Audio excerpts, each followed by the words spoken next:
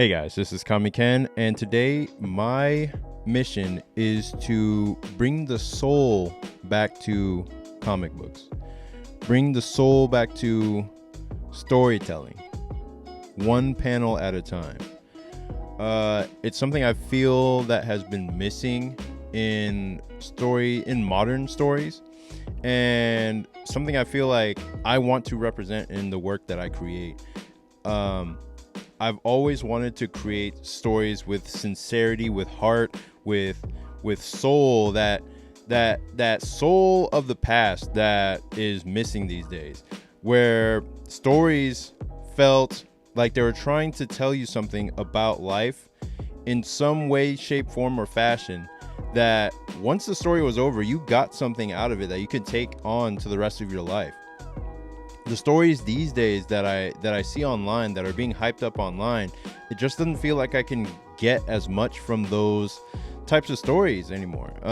It's just not like what is considered great in the mainstream just isn't what connects with me anymore. A lot of stories are about hype, about fights, about just if you're looking at the anime, you'll just see these Sakuga moments be retweeted and posted over and over again. And I feel like at a certain point, people will just get tired of that stuff. Like they'll look for something deeper.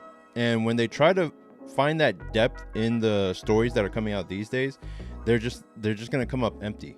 They're by the end of those stories, you'll feel like, wow, I got taken on a really great roller coaster, but I don't remember anything about it, and they'll just move on to the next thing.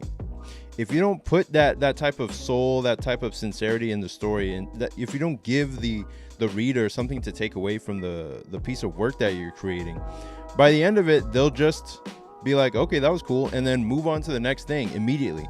Because in this day and age, everything is just a quick hit of dopamine. Everything is just a quick hit, and it's not stuff that sticks for a long period of time. It's just like, okay, this is sexual, this is violent, and everyone's just in a race to the bottom to see who could be the most sexual, who can be the most violent, and see how many ways we can mutilate the human body to get attention online. And I'm just like, I can't compete, dude. I can't compete with that. And I don't want to compete with that. I want to create something that lasts, that has a perennial meaning, that will cut through the noise, but then also give you something that you can hold on to and take with you for the rest of your life. Even if you never have time to revisit my piece of work, I want to give you something that you can take into your own life, and it gives you strength to be able to live your life and face it with dignity and honor. And I just don't feel that coming off of most anime these days. And I'm not saying that you have to create a deeper meaning in your work if you're creating something that's just for fun, but I'm telling you what I want to create, what I'm trying to create, because those types of works are the things that I grew up on, the types of things that gave me strength when I was feeling down, when I was feeling weak. The types of comics that had soul were the ones that gave me the ability to carry on in life and to move forward no matter what was happening. So it would be like stories like Great Teacher Onizuka. It would be stories like Empowered. It would be stories like, and I'm just gonna list off all the ones that I have right next to me. It would be stories like Unsounded. Unsounded is a webcomic. It's not even a manga. It's a webcomic that's still going to this day. Stories like One Piece, obviously, and I'm almost caught up. Stories like The Witch's Throne, which is it's another webcomic on Tapas, and it's really, really good. Stories like Nana, one of the best shoujo or josei manga ever created. One that even surpassed One Piece in sales one year. Or stories like Dragon Ball, These are the types of stories that always give me strength when things are looking tough and when I just don't know what to do. They just give me the energy to carry on, um, and keep creating, even when it gets tough. And that's the type of thing that I want to create with the work that I'm making for you.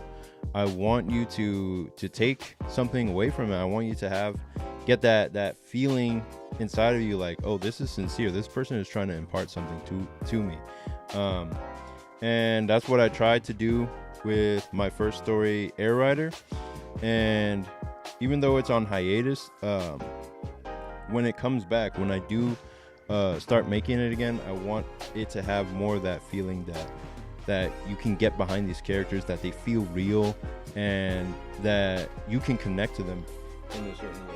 And I'm trying to also create that feeling with my newest story called Saintly.